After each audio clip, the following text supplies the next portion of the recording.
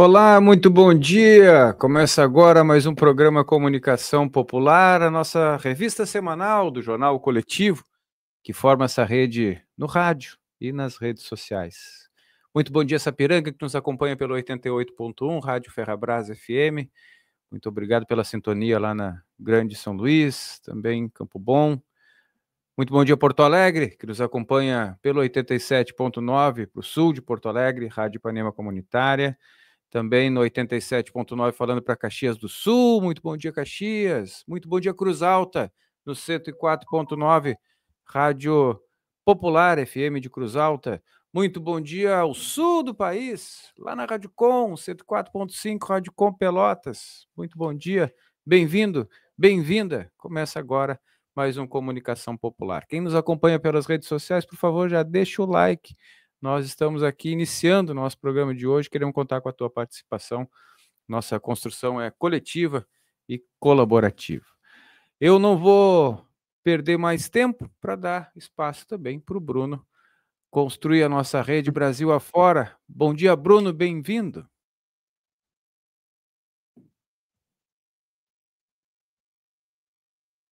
Opa, bom dia, Alain, bom dia aos convidados.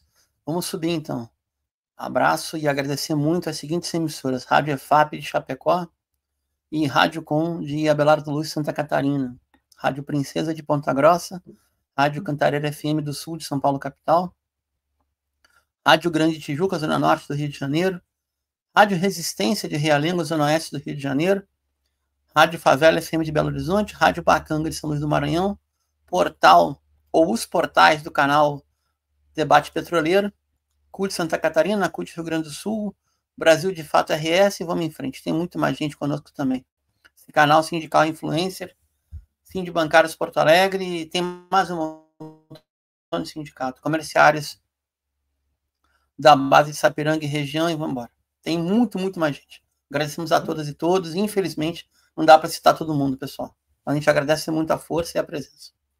É por isso que o programa tem 1 hora, a gente vai citar ao longo do programa todos e todas que estão conosco. Já deixa os comentários aqui também para participar da nossa transmissão. 2 blocos hoje importantes. Primeiro bloco, já queria agradecer de pronto o atendimento aí do Murilo Silva, nosso convidado de hoje. Vamos tratar de mídias regionais, mídias sociais, né, de que não tem acesso à verba de publicidade, e a iniciativa em Santa Catarina da Assembleia Legislativa pautar esse debate com o projeto de lei das mídias regionais. Também agradecer aí ao Sindasp, que está no apoio da nossa transmissão, Sindibancários Porto Alegre, diga sim para quem defende você, a Durg Sindical, 46 anos em defesa da educação pública, gratuita e de qualidade. No intervalo nós vamos ter a campanha pela redução da jornada de trabalho, fim da escala 6x1. Murilo, obrigado por ter de pronto, né, atendido o nosso convite, participar aqui conosco. Bem-vindo ao estúdio do Sindasp, que está aqui nos recebendo no Comunicação Popular de hoje. Obrigado por ter aceito o nosso convite e pela iniciativa aí de pautar de novo, mais uma vez, na tentativa de democratizar a comunicação a partir da distribuição, né, justa dos recursos de publicidade dos governos. Bem-vindo. Obrigado, Alan. Bom dia a todas e todos que nos assistem, nos ouvem, seja catarinense ou não. É um prazer estar aqui falando. Agradeço muito ao Sindasco pela oportunidade, na pessoa do Alan, e estamos aí à disposição, estando eu aqui na condição de chefe de gabinete do deputado Padre Pedro Balseira, deputado estadual pelo PT, Partido dos Trabalhadores, que é o propositor desse projeto, que nós pretendemos que seja, de fato, um projeto da Assembleia Legislativa, na medida que obtenha, né, mais adiante, o parecer positivo, né, de todos os deputados que têm assento naquela casa.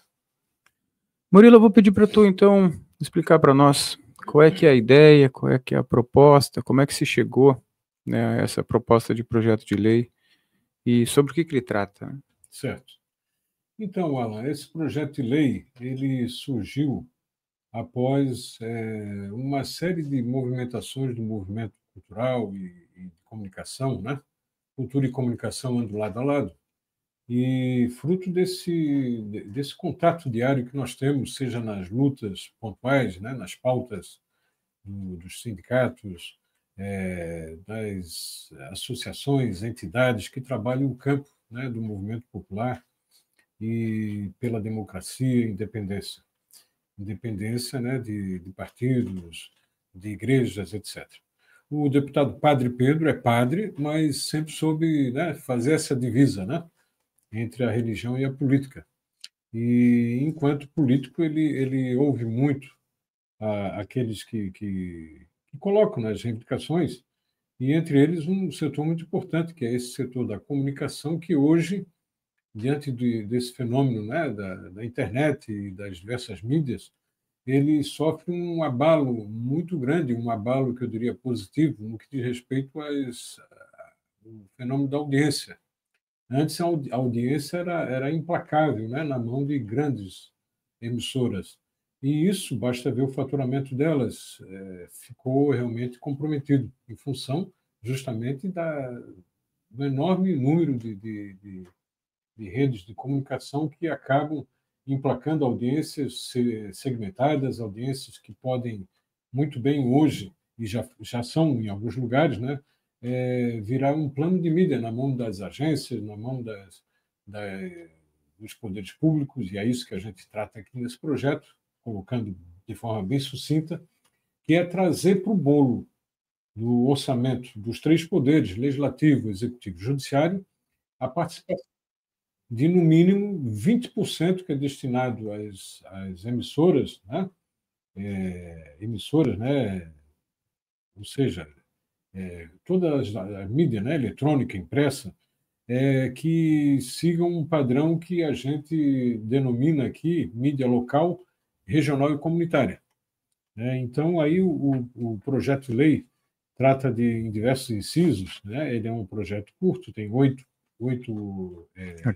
artigos, e nos incisos ali vão definindo realmente o que é uma mídia regional comunitária, de que jeito que a gente diferencia ela, né, das demais. Né? Quem já está contemplado de quem ainda não está contemplado.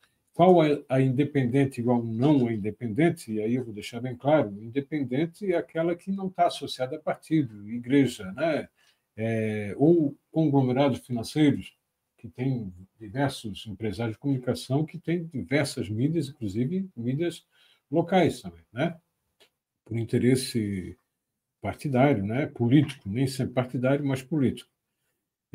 Enfim, é um espaço, o projeto de lei ele provoca, né? Ele provoca, sobretudo, quem hoje está ganhando muito dinheiro e já sofre um abalo nesse faturamento, e com certeza tem um número grande de deputados que lhes representa. Então, depois, mais adiante, a gente vai definir aqui, vai expor uma estratégia, né, que nós temos para que faça com que o projeto, se não for aprovado, pelo menos ele resulte numa política de governo, né, diante das diversas pressões que a gente pretende aí exercer. Murilo, é um fenômeno aí dos novos tempos e novos modelos de negócios, o surgimento desses grupos locais, regionais, né? Tem uma informação no Brasil de que hoje o Brasil é um dos mercados, né, que mais cresce na produção de audiovisual. São Paulo é uma das capitais do mundo que mais produz, por exemplo, audiovisual das mais diversas formas, tanto aquele da periferia, relacionado à música, relacionado a clipe, né? São canais, por exemplo, aí com 50 mil seguidores, né? 100 mil seguidores, isso já é quase um fenômeno. Se nós formos aí andar por Santa Catarina, nós vamos localizar certamente nas regiões várias dessas iniciativas, com todo o viés possível, né? De toda a ordem possível, desde aqueles que produzem, por exemplo, conteúdo né, para a internet relacionado à alimentação, como aquele que produz para o esporte, como aquele que produz para a cultura e para a música, nós vamos encontrar muito disso. Mas todos eles hoje podem até significar muito do ponto de vista da audiência. A gente vê alguns fenômenos, inclusive, né, de internet com muita audiência, mas eles não estão ali dentro dessa distribuição de recursos públicos, né? Pode somar isso às iniciativas já históricas, rádios comunitárias, por exemplo, né, não acessam esses recursos. Os jornais locais dos pequenos municípios, aí com tiragem, às vezes, muito boa, né, 5 mil, 10 mil exemplares semanais aí para uma cidade que tem aí 20 mil habitantes, e a metade do município é coberto por isso, e também muitas vezes estão fora disso ou fora dos consórcios que disputam aí os convênios da Assembleia. Eu te pergunto, esse projeto foi pensado para contemplar essas iniciativas? Como é que vocês construíram isso? Exatamente. Esse projeto veio atendendo uma solicitação de diversas pessoas que militam no Fórum de Comunicação em Santa Catarina, né? E que reúne diversas organizações, pessoas físicas e jurídicas, né? A maioria sem fim lucrativo, para justamente fazer parte desse bolo, né? Porque eles têm ali um papel importante da divulgação segmentada, inclusive, né? Como você coloca aqui. Claro que não aqueles que se destacaram, que explodiram na internet e que hoje não tem nenhum, não dependem nada do governo para se sustentar, né? Enfim, não dizemos que nós estamos dizendo aqui que tem um ou outro que são interessantes e não levam coisas interessantes à cidade. Alguns não, né?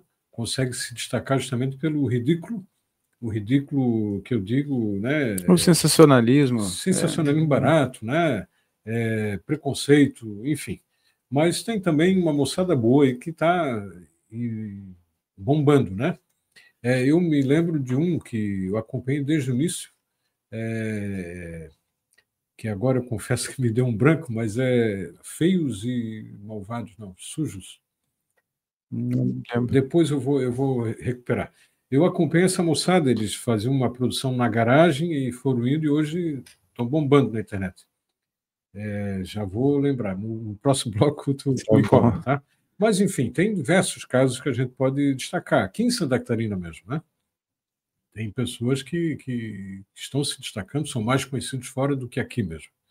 Mas o que esse projeto pretende é reconhecer um número grande de organizações que tem pelo Estado, faz um trabalho muito importante, não bombam em audiência, né, no sentido de que furou a bolha, né, mas impactam dentro dos seus objetivos e podem muito bem participar dessa ferramenta, né, que é a comunicação dos três poderes, né, no sentido de divulgar campanhas institucionais dos três poderes e fazer jus também esse recurso. Isso é democracia da comunicação, né? Isso é a democratização da comunicação, que é muito importante, né? E, enfim, tem muito a ver com o que a gente prega enquanto sociedade mais justa, né? Mais democrática, plural, etc. Bruno, Oi, primeiro, obrigado, bem-vindo. Agradecemos abrir essa agenda para conversar conosco. E eu tenho uma pergunta que é um pouco desconfortável, mas sou obrigado a fazer. A CAERT, Associação Catarinense de Emissora de Rádio e TV, já se posicionou quanto ao projeto? E a pergunta subsequente. A gente entende que emissoras de porte local, regional, com um viés, por exemplo, a favor do agronegócio, aliadas do governo Jorginho Mello, etc., vão tentar se classificar como emissoras aptas para conseguir essa verba. Qual a avaliação de vocês? Primeiro, se a CAERT já se posicionou, e segundo, a própria base da CAERT, como ela se organiza.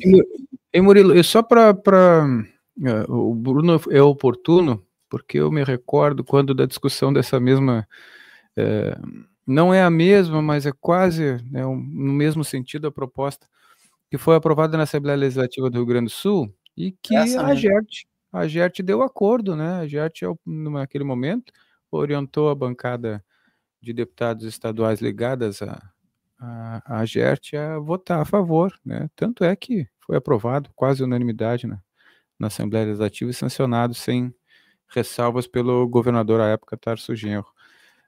Eu também estou curioso aí quanto à posição dos empresários, se eles vão ter o mesmo entendimento, se tem algum sentido de darem acordo. Como é que está a estratégia para aprovação do projeto, Murilo? Então, duas coisas, né? Primeiro, a CAERT não se posicionou, pelo menos não oficialmente, até porque a tramitação desse projeto ela é absurdamente lenta. Para ter uma ideia, ele foi lido no expediente, assim toda matéria que chega, né, que vira projeto, né, no dia 11 de março. Então, hoje é dia... hoje, dia 10, quase um mês da sua apresentação, e ele ainda sequer foi assinado pela primeira secretária da Assembleia Legislativa, né, que é o papel da primeira secretaria é despachar o projeto que é ali do expediente para ser encaminhado à primeira comissão, que é a CCJ, a Comissão de Constituição e Justiça. A deputada Ana Campaiolo, do PL, é quem está na primeira secretaria, ainda não despachou, né? Não sei por quê, a gente já fez alguma cobrança, mas o silêncio ainda permanece. De qualquer forma, dizer que a hora que a CAERT se posicionar, eu acho, né, provavelmente será através de uma diligência solicitada pelo deputado relator, que também não sabe quem vai ser, ela fará, mas nós também incluiremos ali outros órgãos, né, de representação para que também se posicione. Quanto à possibilidade digamos assim, da guerrilha, né, do capital, né, vamos falar dessa forma, né, da grande mídia, no bolo de 20%, eu acho muito pouco provável. Primeiro porque 20% para ele já não, digamos que seja aprovado, né, o mínimo de 20% para essas emissoras, para essas organizações, enfim, que se identificam com mídia local e regional comunitária, penso que não seria, digamos assim, algo que chamasse a atenção deles para que participassem, né?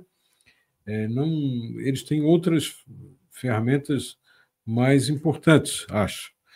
Mas, de qualquer forma, se isso acontecer, né, se ela se caracterizar determinada organização do agronegócio, resolver também disputar os 20%, se caracterizar como mídia local, regional, nós não podemos fazer nada, evidente, né?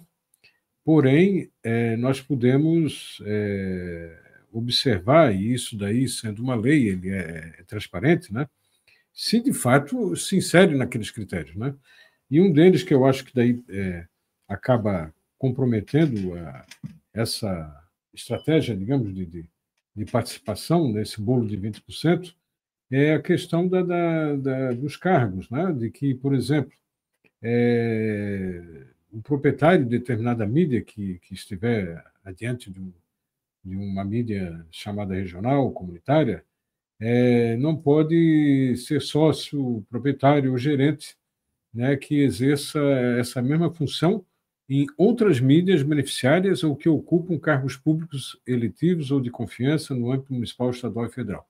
O público mandatário aí do agronegócio, né, o diretivo do agronegócio, geralmente eles são, né, são proprietários, sócios, gerentes de outras mídias, né, também, né? E isso daí impossibilitaria. Foi pensado, então, para incluir aqueles que não estão mesmo, aqueles que já têm contrato, alguma empresa já está, de alguma forma, recebendo por algum dos serviços, já tem convênio com o Estado, essas estão fora. Exato, as que estão hoje fora que seriam incluídas. Claro que um caso ou outro poderia acontecer. Mas o que mais me preocupa aqui, claro, a gente está no plano ideal, né? É um projeto, né? Mas o que mais me preocupa aqui é destacar aqueles que trabalham com esse ramo, né? Comunicação, de que, evidente, a composição aqui na Assembleia Legislativa de Santa Catarina, ela é bastante pouco vantajosa para quem trabalha com uma ideia como essa, né? As bancadas têm um perfil extremamente conservador, né? Outras, e aí quem fala não é o deputado Padre Pedro, é o Murilo, advogado, cidadão florianopolitano, são extremamente fascistas, né? Na sua prática, nas suas receitas ideológicas. Um projeto como esse aqui não precisa nem a Caerte provocar, né? Eles mesmos já dão conta de fazer isso, que já está incorporado no DNA deles ser contra qualquer coisa que cheire povo, né? Que tenha cheiro de povo no sentido povo organizado, militante, conscientizado, etc. Né? Porque isso há de se reconhecer que o público dessas mídias aqui é um público mais politizado, né? Sem nenhum demérito, sem nenhum preconceito ao demais público, não é isso que eu estou colocando, né? Porque há uma intersecção também, né? Ou seja, aquele que não é, né, politizado, que também, né, gosta de ouvir por algum momento, mas isso é um perfil geral, né? E eles bombardeiam, né, esse tipo de coisa, porque quem não é obediente aos seus preceitos sensacionalistas e de direita, de extrema direita, não é um público bem-vindo. Lembrando, viu, Alan, que nós já tivemos um outro projeto na Assembleia que agora sofreu uma rejeição por parte do relator e que nós pedimos para que um outro deputado solicitasse vistas em gabinete, para que a gente possa realizar uma audiência pública e aí sim, junto com esse outro, assim que tramitar, o que institui a Política Estadual de Incentivo às Mídias Locais, que é o projeto-lei que veda a nomeação e contratação de pessoas físicas ou jurídicas que cometeram fake news, ou seja, não só que cometeram, mas que foram também condenadas. Isso também é muito importante. Nós temos aí colunistas que continuam na mídia, né, e que recebem recursos públicos dos três poderes, né, público, ou de um ou de outro, ou de todos, que já foram condenados por fake news.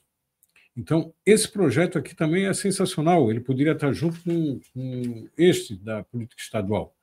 Até a da política estadual também contempla, de certa forma, mas não de forma dilatada, destacada quanto esse, né?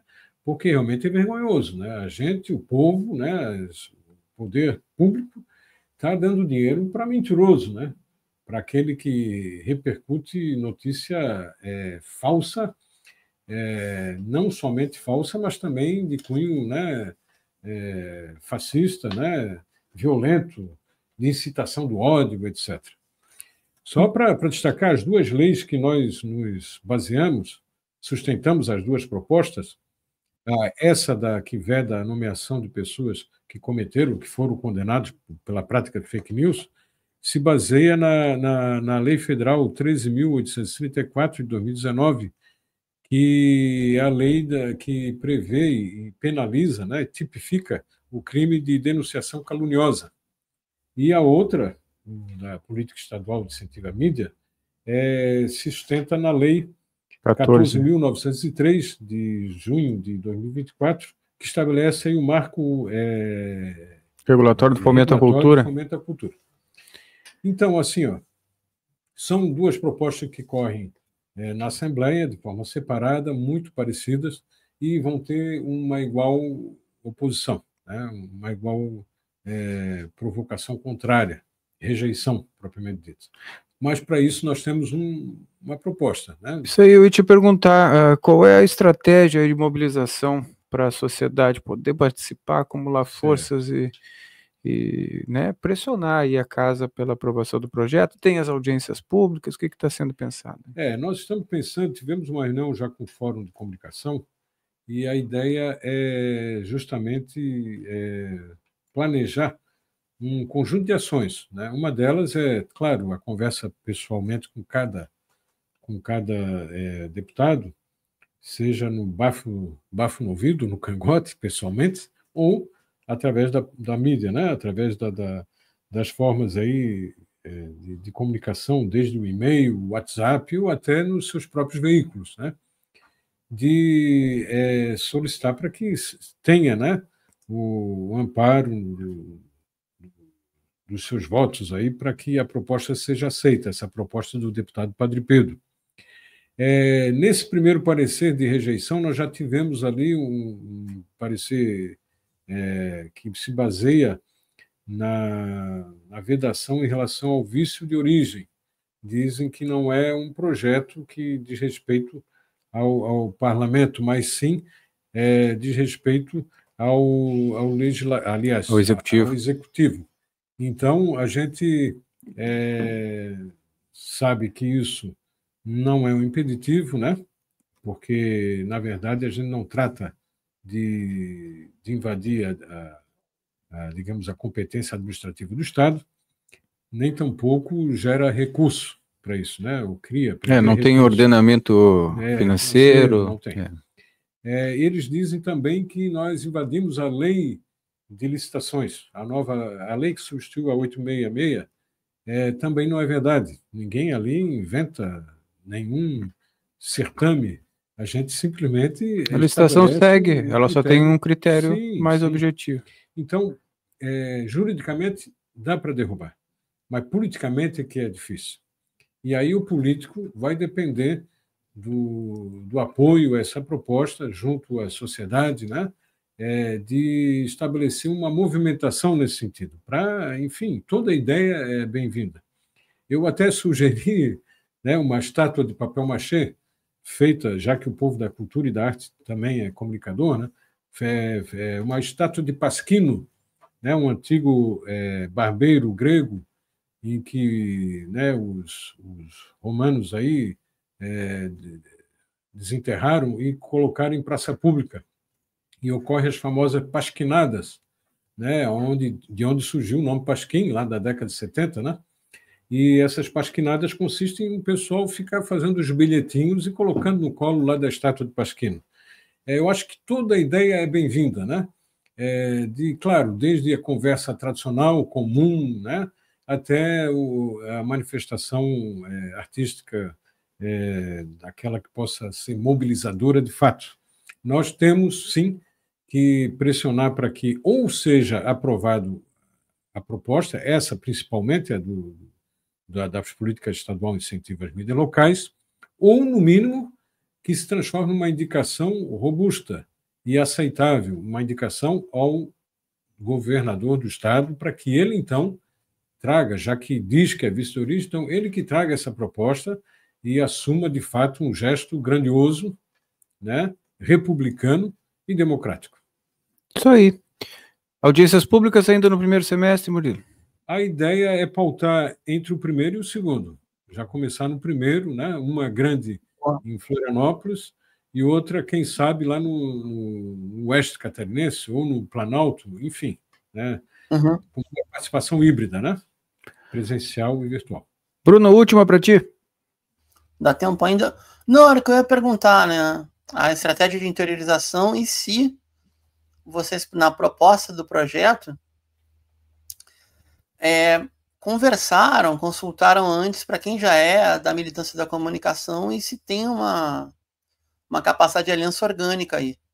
Porque a gente já participou, Alan e eu, de projetos semelhantes no Rio Grande, e um grande problema, enorme problema, foi que o projeto era muito bom, foi aprovado no orçamento e não foi executado. Por quê? Porque não tinha a base social mobilizada à altura. É a minha pergunta. Como organizar essa base social para cobrar isso aí? Então, não Bruno, repetitiva, mas é importante. Então, Bruno, assim, ó, a organização da base social, digamos assim, não é uma tarefa única do mandato. A gente faz a proposta, e não surgiu da cabeça do Murilo ou do Padre Pedro, foi advinda aí de um contato bastante diversificado, né? Que se expressa no fórum de comunicação. Pessoas ali como o Ernesto, lá de Chapecó, o Tiago Escárnio, aqui de Florianópolis, tiveram uma participação fundamental e fruto já de diversas conversas a respeito, né? O Padre Pedro, uma vez, num processo de rodízio, cedeu a suplente Ângela Albino, que então era do PCdoB, para que assumisse a sua vaga, e ela, nesse momento, chegou a criar um fórum parlamentar voltado a essa questão das mídias independentes, né? Mas acabou patinando, né? Não obteve grande êxito, né?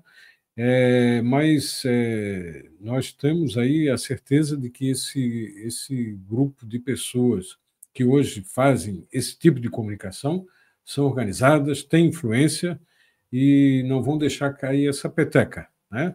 Nós estamos aí para ajudar, mas cientes de que nós não estamos sozinhos. Apenas assumimos no parlamento a proposição, né? Alguém tinha que assumir, nós assumimos, mas é uma ideia cheia de militância, cheia de vigor, e com certeza, se não chegar a ser uma política pública nesse governo, vai incomodar muito e alguma coisa vai alterar a partir daí, né? Isso aí.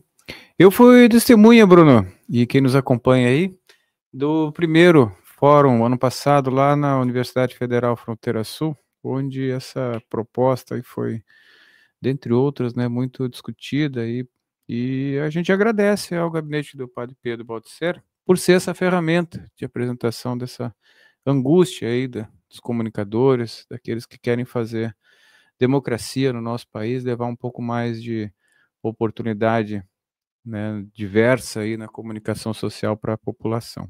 Murilo, obrigado por ter aceito o nosso convite. Fica a casa aberta aí para que tu possa voltar e as tuas considerações finais, por favor. Então, novamente agradecer o convite. Todas as vezes que nós fomos convidados, veremos até aqui. O próprio deputado Padre Pedro gostaria de estar aqui, mas infelizmente cumpre agenda no interior, né? E é uma agenda bastante longínqua. Ele vem sai do litoral para o extremo oeste, lá na fronteira com a Argentina, dirigindo, né, o carro. E assim, ó, deixar aqui o meu e-mail, que é mais fácil para memorizar, né, porque eu gosto muito de ter um feedback das pessoas que gostam de ajudar nessas questões também. O Gabinete da Assembleia está aberto, lá no número 113, né, para que a gente possa dialogar, e o meu e-mail é Murilo, sem nenhuma repetição de letra, MURILO, Olirum, que é Murilo ao contrário, OLIRUM, @gmail.com. Então, murilo.olirum@gmail.com. Muito obrigado. Isso aí, deixei na tela aí para que o pessoal possa ter acesso aí ao e-mail do Murilo, murilo.olirum@gmail.com. Participa aí também, ajuda a construir esse projeto que tem várias mãos aí, tá nos orientando para pautar um bom debate esse ano aí em Santa Catarina. Nós vamos para um rápido intervalo e voltamos em seguidinha com mais comunicação popular. Já está aí os nossos convidados do segundo bloco. É rapidinho, menos de 1 minuto. Apoio aí a categoria comerciária. Chega junto, chega mais, valorizando o comerciário. Traduzindo um sorriso, ajuda, orientação. Cê sabe, do outro lado do balcão bate um coração. Tenho orgulho do que faço, isso não é um favor. Luto por dignidade, meu trabalho tem valor. Sou comerciário, com muito orgulho. Desistir não é comigo, resistir é o que me faz estar sempre na meu trabalho vale mais. Sou comerciário, com muito orgulho. Vamos todos lutar juntos, conquistando muito mais. Tô sempre na luta, tenho meus direitos. Meu trabalho vale muito, meu trabalho vale mais. Esta é uma campanha pela dignidade dos comerciários e comerciárias do Rio Grande. Valorização dos salários, emprego, descanso aos domingos e feriados, licença maternidade 180 dias, creches, vale alimentação, fim do banco de horas e auxílio estudante. Sou comerciário, meu trabalho vale mais. Fecosul e Sindicomerciários. O meu, o teu, o nosso trabalho vale mais, uma campanha da Fecosul, Sindicomerciários Sapiranga e Novo Hamburgo, que apoia o nosso conteúdo para a região do Vale dos Sapateiros, Vale dos Sinos, região de Sapiranga, Campo Bom, São Leopoldo, Novo Hamburgo, Araricá, Nova Hartz e toda essa base aí organizada pelos comerciários. Lembrando que a campanha na rua é pelo fim da escala 6x1, projeto de lei já tramita no Congresso Nacional, projeto de lei da deputada Daiane, do Rio Grande do Sul, que altera a escala de trabalho dos comerciários e comerciárias, uma campanha que a Fecosul está encampando aí também. Ao final do nosso programa, nós vamos largar aqui a vinhetinha com a programa do fim da escala, com a proposta aí do fim da escala 6x1. Bruno, vamos chamar para a tela os convidados do segundo bloco. Está conosco aqui Júlia Oliveira, Andréia Goulart, que por um O não é minha parente, porque eu só tenho o Gu do Goulart, ela tem o Gol. Bruno, apresenta para nós aí a nossa galera do segundo bloco. Então, vamos lá, pessoal. Bom dia. Nesse sábado de manhã, a gente queria agradecer a presença de Júlio César e André, porque eles representam o corpo de trabalhadores de ciência e tecnologia do CEITEC. O CEITEC, Alan, quando a gente estava naquela luta, caramba, você tem 20 anos, para estabelecer o Sistema Brasileiro da TV Digital Terrestre. Estava dando uma paradinha na barba, gente, está chegando. Muito, muito branco. Acho que tem 20 anos aqui de CEITEC, mais 20 anos aqui de luta, de 25 de com, e assim está marcando já na barba branca, Bruno. Faz tempo, né? Então, pois é, faz muito tempo. E o CEITEC, para nós, companheiros que talvez não tenham tanta familiaridade, a gente tinha como um pilar para desenvolver tem a sigla gigantesca, né? SBTVDT, ou seja, Sistema Brasileiro de TV Digital Terrestre, na sequência, Sistema Brasileiro de Rádio Digital, e o país buscar a soberania em semicondutores. Passou um passo e na semana, há 15 dias atrás, um ex-terceirizado do CEITEC começou a participar dos programas ao vivo do nosso canal, A Voz Trabalhadora, demandando que a gente trouxesse o tema para a tela. E a gente confessa, né, a gente lida com 300 pautas ao mesmo tempo e não sabíamos do risco de voltar a privatizar ou tentar privatizar o CEITEC.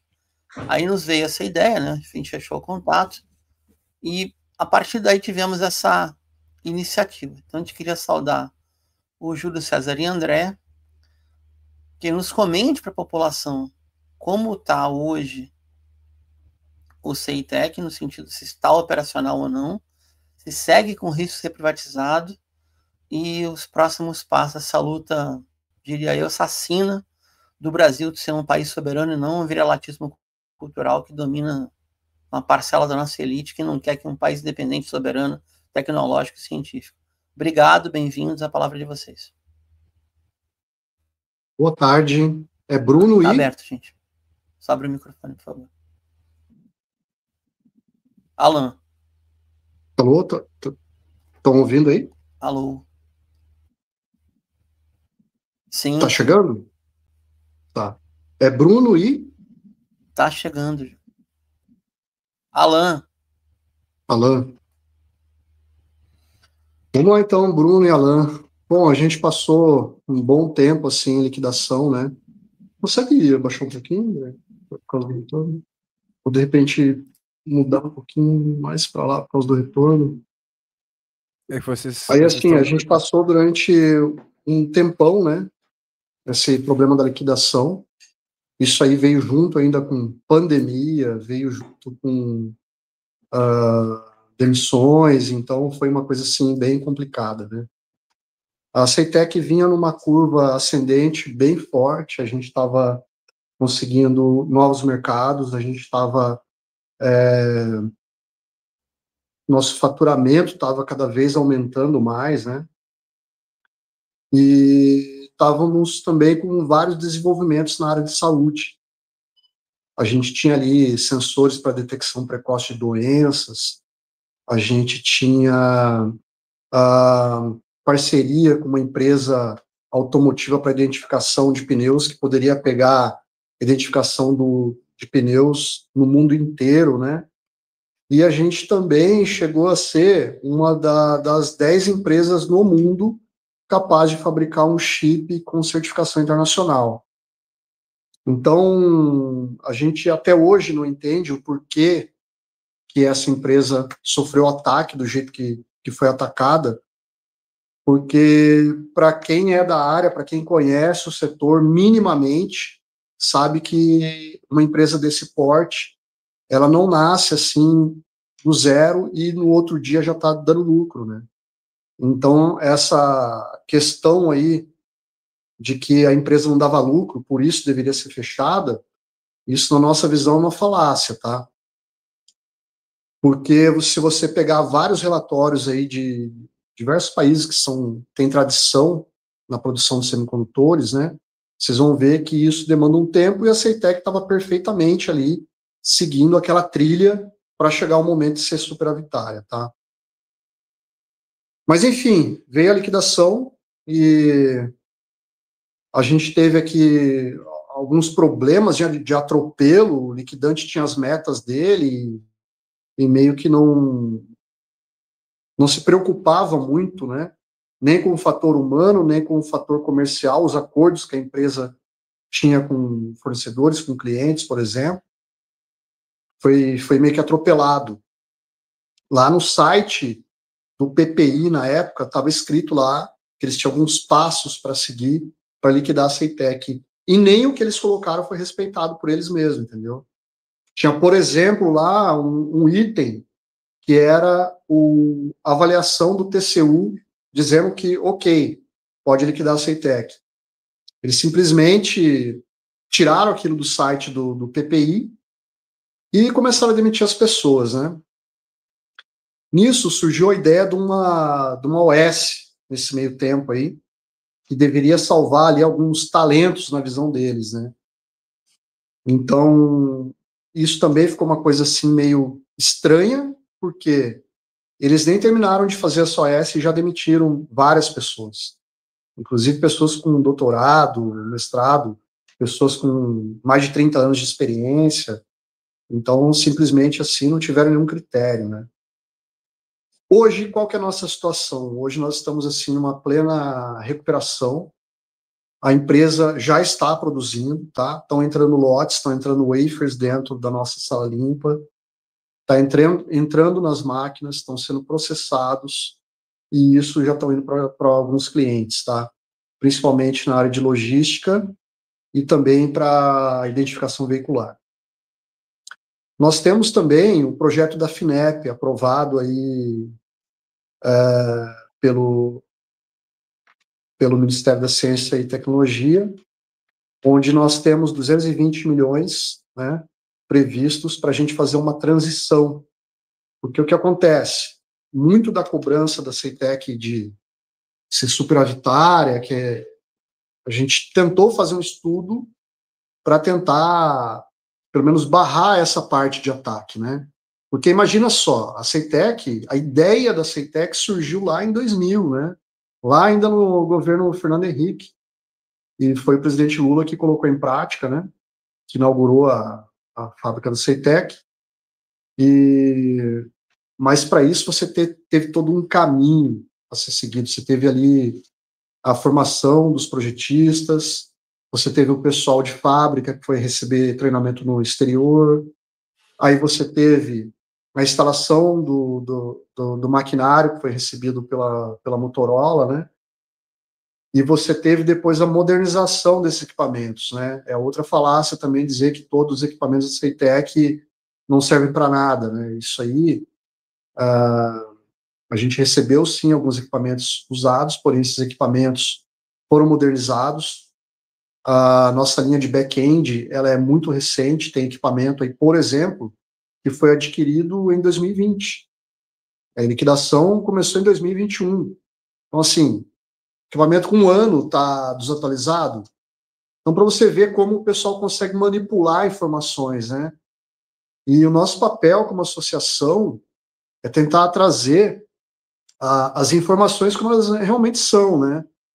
E para quem tiver realmente interesse em conhecer a CEITEC, a gente convida para entrar aqui na empresa, para entrar na nossa sala limpa, para conversar aqui com o pessoal que continua trabalhando na empresa, né?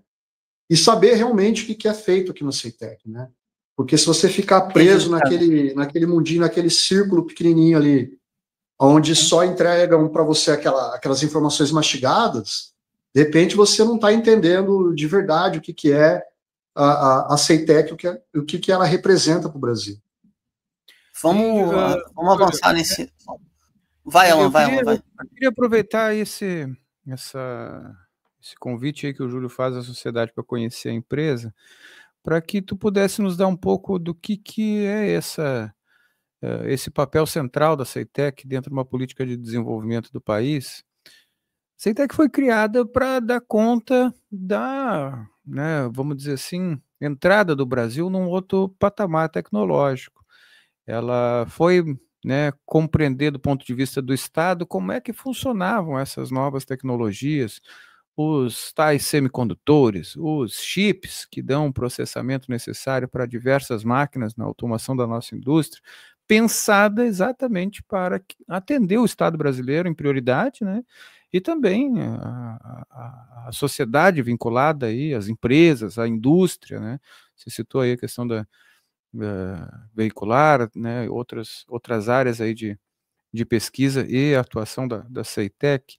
E a gente entende, por óbvio, por que querem acabar com a CEITEC, porque é um filão, né?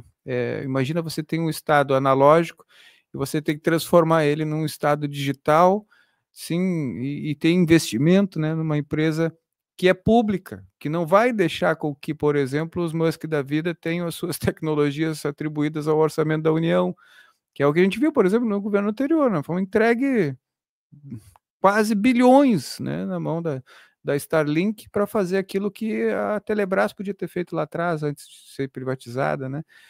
A gente vê aí as grandes da tecnologia, do Vale do Silício, lá, todas elas interessadas em negócios com o governo do Brasil. São bilhões nessa área aí, né, de recursos que eles querem abocanhar para o seu negócio, para os seus interesses, em detrimento da soberania do país. E a CEITEC é exatamente o grito de soberania, né, Júlio? Eu queria que tu desse esse panorama, assim, qual é o papel hoje estratégico da CEITEC para o Estado brasileiro e o que ela ainda projeta para o futuro, né, que em investindo na CEITEC não vai para o outro lado, né? Eu quero te dar um exemplo assim bem fácil. Ao invés de nós colocarmos a nossa malha de satélites no ar, né, e termos a nossa indústria aeroespacial e, né, investir nas tecnologias capazes de ampliar a nossa capacidade de circulação de dados, a nossa grana vai para uma empresa terceirizada que presta esse serviço. Aliás, quando a gente tentou botar um foguete no ar, ele até explodiu de forma que a gente não conseguiu explicar até hoje, né? Até hoje. Então, é uma opção de não ter a sua malha própria para terceirizar, talvez para um que nem daqui, nem em relação com o Estado brasileiro tenha um explorador internacional, monopolista internacional aí. E, enfim, te dá essa oportunidade para tu explicar para a sociedade qual é o papel estratégico do CEITEC. Vamos lá, então. Assim, o Brasil já foi um player bem relevante na questão de semicondutores, lá na virada dos anos 70 para os anos 80, né? Naquela época, os militares daquela época, pessoas assim que ajudaram a criar a Embraer, por exemplo, né? Viam que o papel dessa tecnologia de semicondutores era uma coisa que o mundo inteiro não tinha mais como fugir dessa corrida tecnológica, e naquela época teve grandes esforços ali. O Brasil ele chegou a fazer semicondutor lá em 80, na virada de 80, todo o processo aqui dentro, né, lá na USP, lá em São Paulo. E isso antes da Coreia do Sul. E alguém achou que o Brasil não deveria continuar investindo nisso, né? Um grupo de pessoas com diversos interesses. E a gente pegou e freou os projetos que estavam acontecendo, fechou várias empresas, né? Tipo Cobra Tecnologia, Teltec, várias empresas assim foram fechadas, e o Brasil ficou trabalhando mais ali na parte final, né, que seria o processamento do chip depois que ele já foi fabricado, né. Então, depois disso, lá na época da criação da CEITEC, houve de novo uma discussão lá em 2000, e os próprios empresários viam que tinha um problema, que o Brasil estava muito fragilizado, porque não dominava essa cadeia dos semicondutores. Mas para você chegar e dominar esse mercado é uma coisa que não é fácil. Eu vou te dar alguns números aqui, tá? Números que qualquer um pode achar na internet aí. Você vê muita gente achando assim, a CEITEC, quando que a CEITEC vai concorrer com a Intel? Quando que a CEITEC vai concorrer com a TSMC? Então, vamos falar de alguns números aqui. A CEITEC, antes dela passar pelo processo de liquidação, ela tinha 200 funcionários. Nossa sala limpa, ela tem ali perto de 1.800 metros quadrados, tá? Você vai olhar para a Intel, uma das salas limpas da Intel, 65 mil metros, tá? A Intel tem 15 plantas. Você vai olhar para a TSMC, 60 mil metros quadrados, uma sala limpa da TSMC. Tá, tem 13, tem várias outras sendo construídas aí.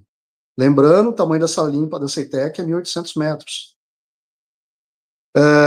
Então, fazer esse tipo de comparação e cobrar que a CEITEC dê o mesmo resultado que uma Intel ou TSMC, isso aí, assim, para mim, né, pode ser duas coisas. O primeiro seria o interesse em fazer uma manipulação, tá, da opinião pública. E o segundo é burrice. É a pessoa que aceita aquilo chegando para ela e não vai atrás saber qual que é a informação e acredita naquilo ali sem usar sem parar para pensar, entendeu? Então, o papel da CEITEC, qual que é? O papel da CEITEC, ele é fomentar o setor. Imagina que, por exemplo, que tu tem aí no teu bolso aí sobrando, sei lá, 10 bilhões, tá? E aí tu quer pegar e abrir uma fábrica para fazer alguma coisa na área de semicondutores. Você sabe qual empresa que vai atender o Brasil? Você sabe qual empresa que vai conseguir, por exemplo, te fornecer bomba de vácuo, vai te oferecer material para você fazer a parte da fotoligrafia, onde faz a repetição ali do padrão do wafer? Você sabe o que é uma implantação iônica, o que é uma difusão? Então, assim, é uma coisa bem complicada, né? Então, a CEITEC, ela chega nesse ponto para trilhar esse caminho, para deixar o caminho mais fácil para os outros que vêm atrás não ter que se arriscar tanto, né? Porque nesse setor, pessoal, ninguém vai pôr dinheiro ali se não tiver já um negócio bem fechado, tá? Você vai ter um projeto público com uma demanda amarrada lá na frente, ou você vai ter alguma coisa que já está andando, e aí você se alinha com aquilo, né? Mas ninguém vai se arriscar num país que não tem que perdeu essa tradição, para começar uma indústria do zero. Então é papel do governo, sim, investir nesse setor de fabricação de semicondutores. E o papel da CEITEC é abrir caminho para outras empresas, tá? É formar mão de obra, fomentar o setor, tá? Então, depois aí da saída de alguns colegas, por exemplo, né? A gente tem notícia aí de várias atividades que foram absorvidas, né? Por outras empresas que foram criadas por brasileiros aqui, e também outras internacionais que estão com ideias de se instalar aqui também, né? A gente tem, por exemplo, a HT Micron, que aqui no Rio Grande do Sul também, que emprega muita gente. A gente tem fábricas tem muitos escritórios de design, inclusive pessoas que têm experiência, ganharam experiência aqui no CEITEC, né? Então, isso que é o fomentar, é pegar, você joga uma sementinha ali, aquilo vai abrindo um caminho e as pessoas vão vendo oportunidades ali e vão criando empregos, vão criando empresas, tá? Esse, na nossa visão, é o papel da CEITEC e é o que está escrito na lei da criação da CEITEC, tá? A CEITEC, antes de ser criada, ela foi discutida, assim, durante muito tempo lá no Congresso, né? Inclusive, o presidente anterior era a favor da criação do CEITEC, tá? E você vê que deve ser tratado como uma política de Estado, como realmente o assunto merece essa atenção. Você vê lá nos Estados Unidos, lá os caras se matam lá dentro do Congresso, mas quando é para falar dos interesses do americano, o pessoal lá, esquerda e direita, entra no acordo e não deixa o interesse americano ficar para trás, né? Agora aqui, a gente já tem um problema que alguma parte da política não enxerga, né? Qual a importância desse setor. E nenhum país precisa, por exemplo, ameaçar o Brasil de guerra, por exemplo, para dominar a tecnologia, porque o Brasil vai lá e abre as portas, né? Traz o americano, por exemplo, lá no caso de Alcântara, né? Que agora teve esse acordo lá, que tudo que for feito lá dentro, os caras lá, os americanos, têm direito de entrar, olhar o que está sendo feito e tal. Então é assim que é tratado as coisas aqui que realmente, né, tem uma importância estratégica para o Brasil. Então, isso acontece por quê? Porque a população acaba não cobrando, né, de seus representantes. Então, é muito importante, assim, as questões, vamos dizer, que tem a ver mais com a parte social, parte religiosa, a gente entende isso aí. Só que a parte econômica, pessoal, vocês têm que entender que o que vai fazer um país se desenvolver é o emprego, é a educação, e é isso que a gente tem que olhar, o que fulano está fazendo, o que ciclano está fazendo, tá? Não adianta só vestir a camisa da seleção e ir lá, cantar hino lá, isso aí, meu, é só um símbolo que está ali, né? E o prático, o que trouxe de benefício para o país? Então é essa coisa aí que a população tem que ficar um pouco mais atenta. Júlio, só para estão quase no fim aí, eu quero dar a oportunidade também para o Bruno. Júlio. Hoje a situação da CEITEC ainda é de liquidação? Ela foi revista? Está dentro de um programa estratégico? Qual é a situação aí? A CEITEC saiu da liquidação, né? Então ela ficou há uns 3 anos nessa situação. Depois que houve a troca de governo, foi formado alguns grupos de estudo para ver o que faria com a CEITEC, né? Porque é muito complicado você pegar e tentar formar todo aquele RH que foi perdido, né? A gente tinha ali 200 funcionários, mais ou menos, e hoje a gente está por volta ali de uns 90, tá?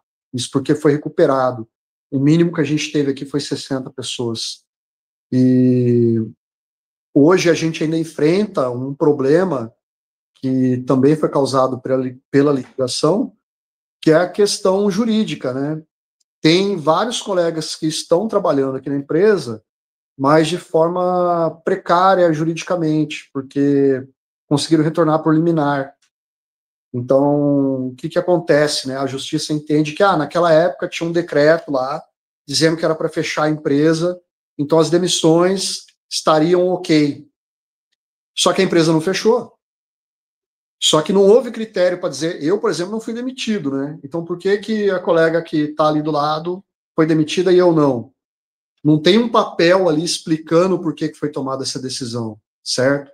E a gente entrou no mesmo concurso. Então, ao meu ver, isso é uma grande injustiça, certo? Então, precisa haver na minha visão, uma movimentação política para resolver esse problema que foi causado pela liquidação, tá? Ninguém queria esse problema, acho que nem o liquidante queria. Porém, o problema está aí. E quem está sofrendo é o trabalhador, né? Isso aí. Bruno, a última. Perfeito. Júlio? Não, era mais de serviço, né? A gente até queria marcar uma segunda rodada contigo, com a colega, com mais companheiros, para discutir política científica, para além do fator em si do Centro Nacional de Tecnologia Eletrônica Avançada, que é o CEITEC. Mas você falou que era possível visitar. Então, eu queria te pedir esse favor, como é que quem nos acompanha faz contato para agendar a visita, conhecer o Centro Nacional de Tecnologia Eletrônica Avançada e conversar com a Associação de Servidores da CEITEC, por favor. Olha, o canal pode ser por mim mesmo, tá? Eu posso passar depois ali em off o meu e-mail e vocês, no caso de vocês, aí podem entrar em contato direto comigo. Eu sou presidente da associação, a gente tem uma boa comunicação com a atual gestão e a gente pode fazer essa ponte. Bom, para quem é fora desse círculo, entra em contato com a CEITEC, tá? Através do site, tem ali o e-mail da comunicação, tem o telefone da comunicação e pode agendar uma visita. Esses são os caminhos para você vir fazer uma visita aqui no CEITEC. Aí você vai conhecer toda a parte ali de infraestrutura, dá para a gente chegar também ali na entrada da sala limpa, tá? Dá para ver as máquinas ali, então dá para conhecer bastante coisa e também dá para conversar com o pessoal aí e ver como que é o nosso dia a dia aqui. Perfeito. Isso aí, conversamos com o Júlio Oliveira, representa a Associação de Servidores do CEITEC.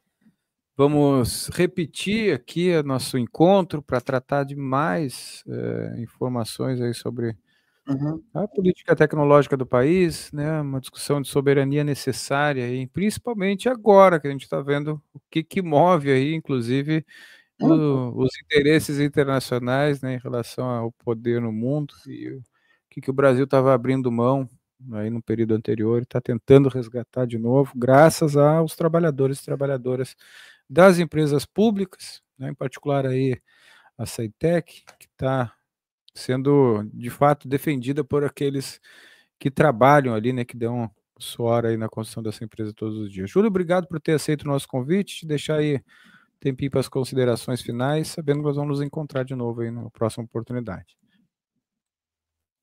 Bom, muito obrigado pelo convite, tá? Então a gente quer assim deixar esse recado para as pessoas pesquisarem, né, antes de sair emitindo opinião. Então, nós recomendamos aí que, para quem queira entender um pouco mais, entre nos canais da Associação dos Colaboradores da CEITEC, que é AC CEITEC, e vocês podem nos encontrar tanto no LinkedIn, no YouTube, no X, antigo Twitter, né, e no Instagram, tá? Então, convido vocês ali, a gente tem muito material legal lá, pessoal, que dá para se instruir bem, e quem realmente quer entender o papel da CEITEC e como que a CEITEC pode ajudar o Brasil a entrar mais forte nessa parte de tecnologia, na parte dos semicondutores, a gente recomenda, então, que sigam esses materiais. Isso aí. Bruno, vou te dar 10 segundinhos para o nosso editorial. E é isso, ficamos voando, né? Não, que isso, não. Um país soberano é um país que tem direitos de propriedade intelectual e direitos de propriedade industrial. E domina uma parcela importante, que está toda a parcela da cadeia de valor, ou seja, de toda a etapa de produção daquilo que é considerado fundamental para ser um país relevante hoje. O Brasil é a 7ª economia do mundo na paridade do PIB, poder de compra. 10º PIB mundial per capita, ou seja, joga a riqueza, corta pela população. A gente não pode viver só de... Que horror, cara. De vender soja para fazer farelo para porco. Esse aqui é o país de Alberto Santos Dumont, Paulo Roberto Landau de Moura, dos engenheiros da Petrobras, dos programadores e técnicos da CEITEC, de 350 mil centros de difusão científica que esse país tem. Está na hora de separar, né? Como falou o companheiro, ficar rezando para pneu é uma coisa, defender os interesses nacionais é outra. Vamos em frente. Obrigado. Isso aí, Comunicação Popular desse sábado vai ficando por aqui. Quero agradecer a nossa audiência no rádio. Muito obrigado pela companhia nas redes sociais. Antes de sair, deixa o like na nossa transmissão, ajuda muito a compor aí a nossa sustentabilidade nos canais. Vários canais, não vou citar aqui, aí a gente, independente do canal que você assiste, deixa o like na nossa transmissão. Se puder, deixa o Pix, sindasp@gmail.com é o nosso e-mail de Pix, aí vai direto lá para o Sindasp, que nos ajuda a manter a nossa programação. Nós voltamos na próxima segunda-feira, mais uma edição do Jornal das Trabalhadoras e dos Trabalhadores e o Comunicação Popular, no próximo sábado. Até lá, tchau, tchau.